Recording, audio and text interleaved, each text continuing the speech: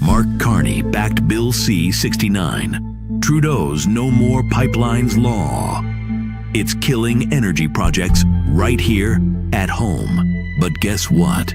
While Canadian workers get left behind, Carney's company, Brookfield, is busy buying pipelines in the US, in Brazil, around the world.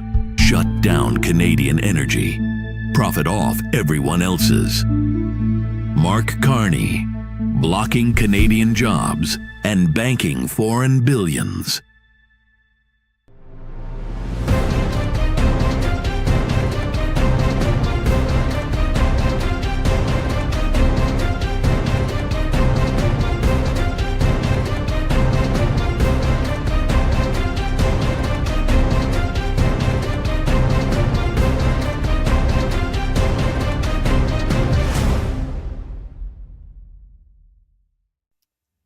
I'm Derek Fildebrandt, publisher of the Western Standard.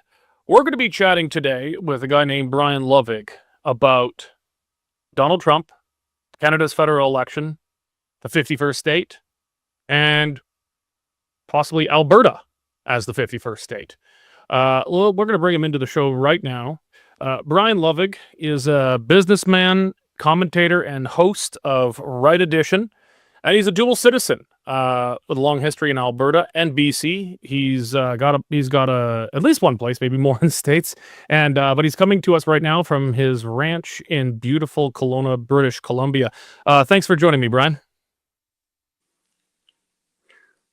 Thank you, Derek. Nice to see you. I think there's no denying that Donald Trump has had some impact.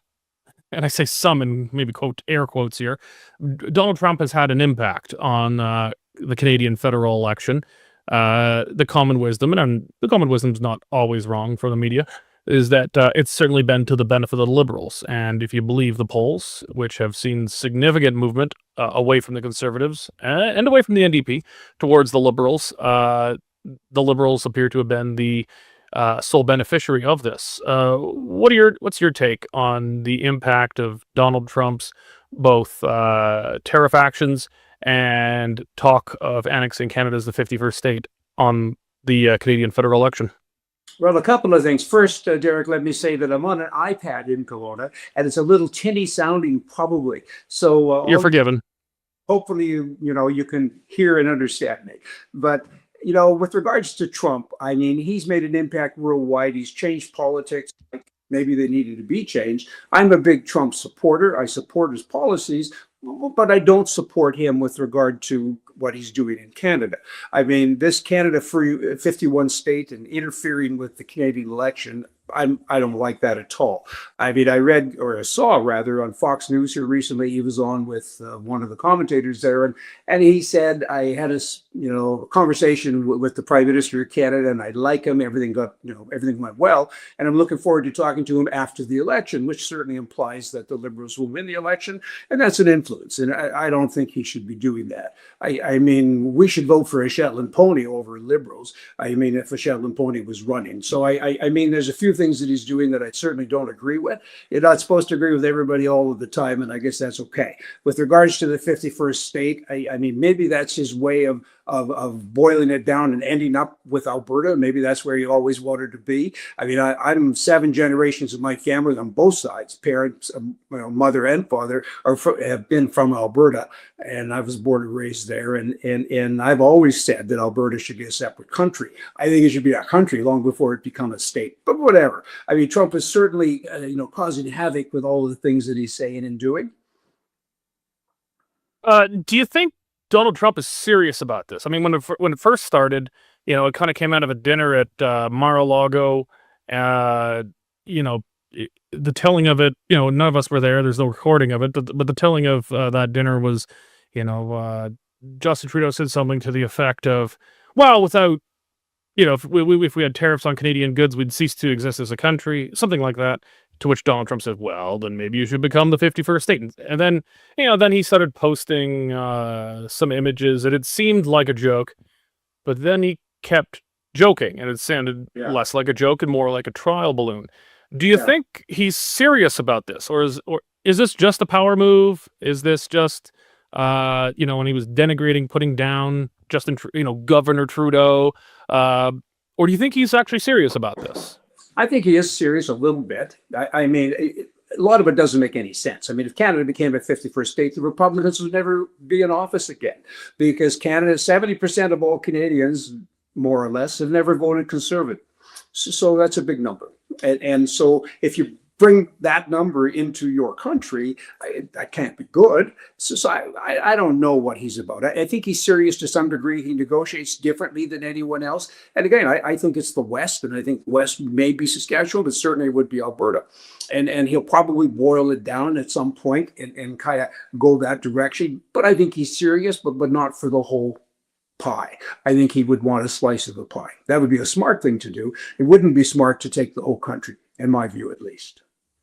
So yeah, that's where I want to go with this. Is now also if you took the idea of Canada joining the United States seriously, I don't think anyone takes it seriously that Canada would be a single state. It would be bigger than it'd be pretty much the same size of population as California, and geographically it'd be larger than the rest of the United States combined. It would obviously, in this hypothetical world, not be a single state. Actually, my biggest problem would be sharing a state with the rest of Canada, because then they would now own Alberta's oil. We own it as a province. We could theoretically own it as Alberta as a state within the United States. But if we were a state with the rest of Canada in the United States, we would no longer own our oil. It would absolutely devastate Alberta. We never get anything done again. Maybe if you want to just build out a bit on, does he have a plan that's actually more of, because of the east-west cleavages we have, particularly the Prairie West and the mountainous BC where you are versus the east, is he trying to pull on the cleavages within Canada to take a slice out of it rather than the entire thing? It could be. He's so hard to figure out the way he goes sometimes. I mean, I don't know. He's causing a lot of ruckus in Canada. I mean, he's always been about America first. And I get that. And I think that's great. And I wish we would have had a government strong enough in Canada to be Canada first. But we haven't had that in the past. And America does have that. He's doing all kinds of things to strengthen that. And maybe his thinking is that if I get Canada as a state, or certainly part of it, that helps strengthen it. Good luck getting that to Congress, though. I mean, I don't know that that's even possible. I mean, they had a hard time buying Alaska. They had a really hard time with Hawaii, and the Louisiana Purchase wasn't easy either. So, I mean, I don't know that it can actually happen, but he certainly is poking the bear. Another view on that is that he just didn't like Trudeau. Trudeau was a little communist, that he felt that he was, at least, and he was just poking him all of the time. So maybe that was part of it. But, then, of course, it extends to the tariffs. And people are upset about the tariffs, but again, he's doing that to help his country. And it's interesting because there's good and all bad. And when you look at the tariffs coming to Canada, and Canadians are so mad at Trump, when in fact they should now take that and say, hey, we have our own tariffs to deal with. You can't take buffalo meat or wine in British Columbia and sell it legally to Alberta, but you can sell it to any state that you want. So maybe open up the tariffs provincially. I mean, east to west. You don't sell oil from Alberta to Quebec. And there's a lot to learn from what's happening here. And all this patriotism, from people like Trudeau, who's been saying for many years that Canada doesn't have an identity, it doesn't have a culture. It's like we're nothing. And all of a sudden he's flying the flag. And there's no flags in schools anymore, I don't think, blah, blah. And so we have this kind of fake patriotism going on, and Trump has caused that. And that's not all bad. That's some good things for the country, because people are, paying attention now. Well, you mentioned Alaska and Hawaii. A lot of Canadians probably aren't too familiar with how that worked. They didn't instantly become states. They were territories for a long time first. They have a status pretty much as Puerto Rico has today. But when Hawaii and Alaska came in, it was a package deal, because you could get Democrats and Republicans to agree to it, because one state, Hawaii, leaned left, and another state, Alaska, leaned right. So they kind of canceled each other out. They were pretty similar population size. The way the U.S. Senate structured, it just kind of netted out on each other. It didn't give any political party an advantage. And also, Hawaii had seen a huge influx of U.S. servicemen who'd settled there after the Second World War. They had come through during the war and discovered it was a very nice place and decided to stay there. So it got inhabited for let's just say it, English-speaking white people, which made it more palatable for the United States to take it as a state, as opposed to Puerto Rico, which is Latin and Spanish-speaking, and therefore is more likely to languish in territory state for forever, unless there was something on the other side to balance it out. But Alberta would likely be, and Alberta in Canada is very much on the right, so is Saskatchewan.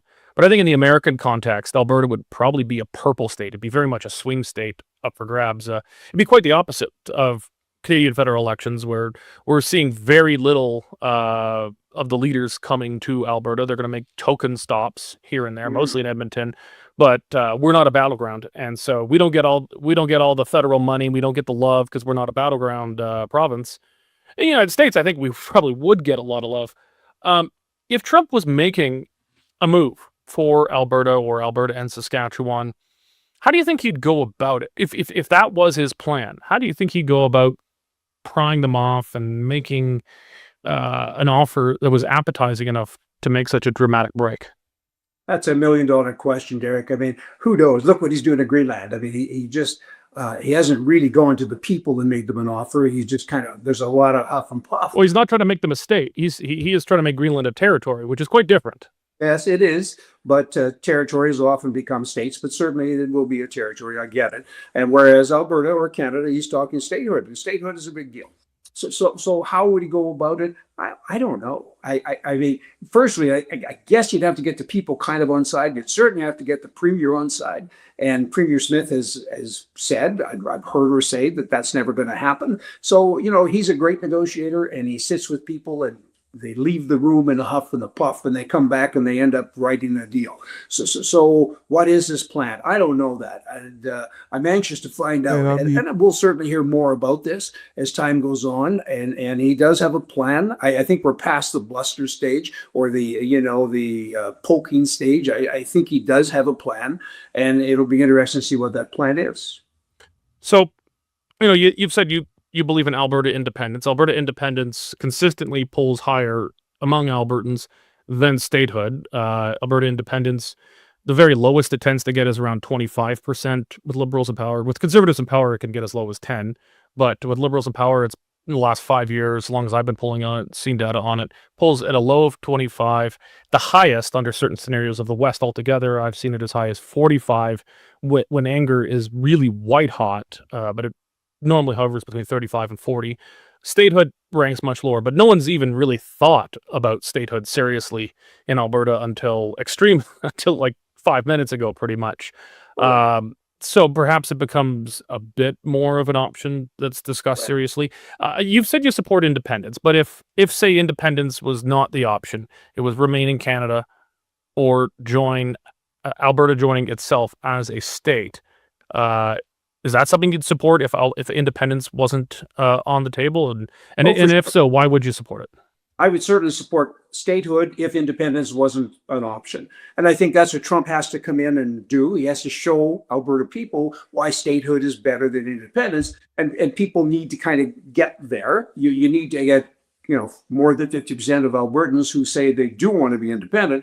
And when you become a state, you are independent from Canada. And what's the benefit, Mr. Trump? Why would we join you? What do we get? Well, there's a whole list of things you do get. For one, Derek, you get a constitution. A constitution is pretty cool. Canada doesn't have one. There's no protection. They have a charter of rights that is just full of wordings that says you can do this as long as we. Well, but Canada does have a constitution, even going back to the British North America Act. It's just a lot less neat. It's a much messier document, and it's mixed with written constitution and unwritten convention from the British Westminster tradition. There is a Canadian constitution. It's just it's about as holy as Swiss cheese. But it does say that we have to agree with what you do. And you have non-withstanding clauses and a whole bunch of other words that makes it pretty weak. And whereas the American Constitution is very strong. I mean, right away, you've got the Second Amendment, you've got the First Amendment, you've got all kinds of things that the Canadian government has been taking away from Canadians for a number of years. So, it's those are things that the Alberta people would have to be presented with, and they'd have to make a choice. And three choices, I guess. Independence, you can have statehood, or you can stay in Canada and continue to get screwed over like you've been screwed over for a very long time. So what Alberta doesn't have is a party. Wild Rose Party was there, and of course they're not now. And you need some group to kind of push this in a way that it would kind of work. And Alberta doesn't have that at the moment. So what's next? It's a mystery. All right. Is there anything else you wanted to touch on before we go?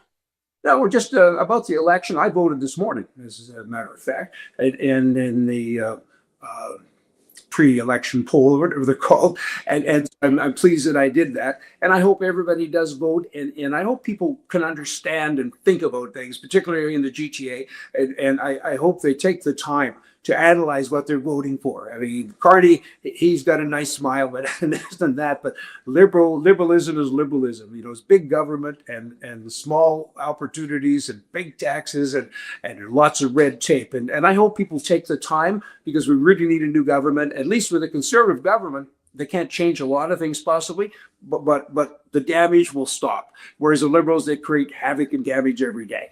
And you'd be interested in this, and I'm sure you're aware of it. Just yesterday, I read that Carney is going to double the funding for the CBC, which of course has an impact on you and your business and all of us, because that doubles up their influence and it hurts us as taxpayers. So, I think this election is very important, and I hope we win.